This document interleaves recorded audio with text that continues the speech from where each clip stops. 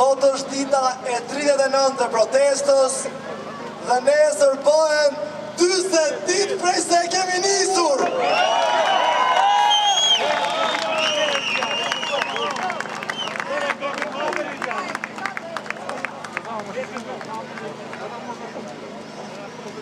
Kështu që protesta do vazhdoj pavarësisht kushteve atmosferike, pavarësisht vapës. Diçka është më e rëndësishme për ne se pushimet, se vapa, se lodhja, e ajo është Shqipëria. Shqipëria për ne është më e rëndësishme se gjithçka tjetër.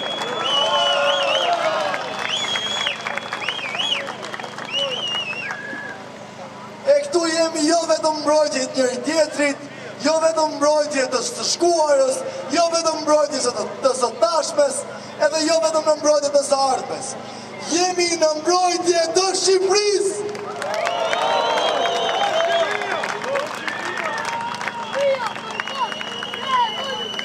Shqipëria revolucion. Shqipëria kërkon revolucion. Shqipëria kërkon revolucion. Shqipëria kërkon revolucion. Shqipëria kërkon revolucion.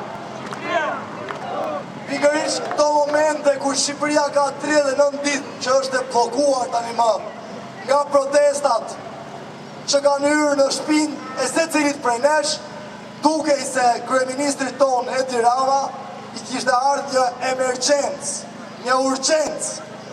Ati duhet të akordonte 4 milion euro për koncertin e Kanye West.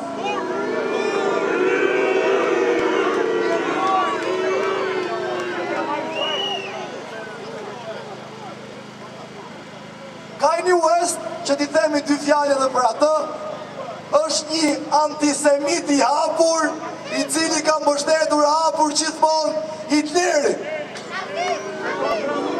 E kjo lëvizje hera herës nga kryeministri jonë është konsideruar edhe si lëvizje antisemite.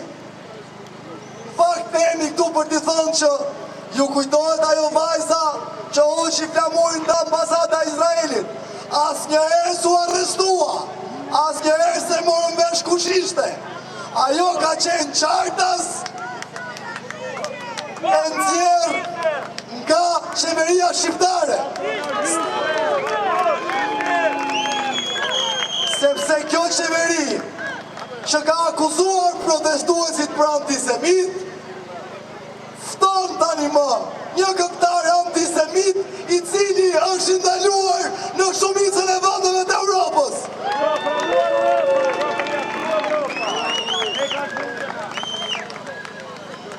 E sigurt mos mjafton të ky nder që i ka bërë vetëm me ftesën, ai do të paguaj edhe 4 milion euro për t'i mundësuar koncertin.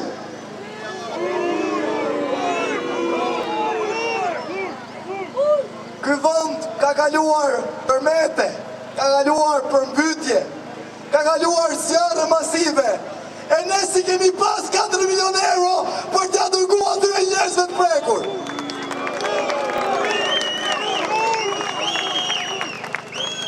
Por kemi guximin dhe pafytyrsinë që ato 4 milion euro t'i dërgojmë për atë koncert që nuk i duhet askujt.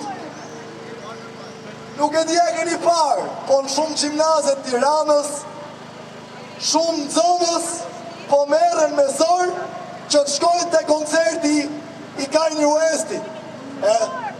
Kjo është e turpshme. Duket sikur shqiptarët, edhe jo vetëm shqiptarët, në fakt po edhe të huajt, e kanë bojkotuar atë koncert.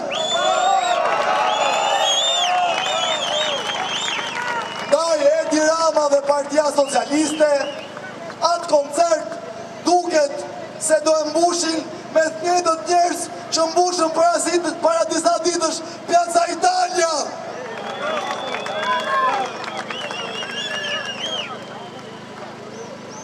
Patronazhistët që erdhën nga ana e anës te Piazza Italia dukej se këtë shtunë janë të detyruar që shkojnë të gjojnë edhe Kanye Westit kashar.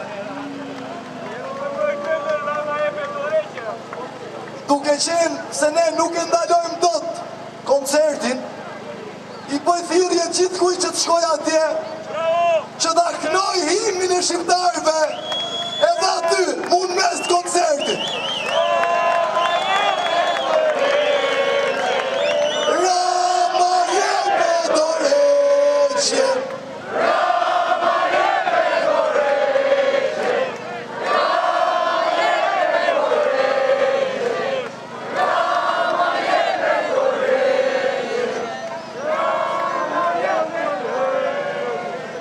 E diçka e bukur duket se do të ndodh. Një nga siklet më të mëdha kur takonim në herë të huaj edhe i thonim, a ke mësuar në fjalë shqip? Ata na thonë një çfarë. Edhe ne ulim kokën. Po siç duket tani, nëse do pyesim një të huaj, përfshirë dhe Kanye Westin, a keni mësuar në fjalë shqip? Ata do thonë, Rama jepe dorëqje.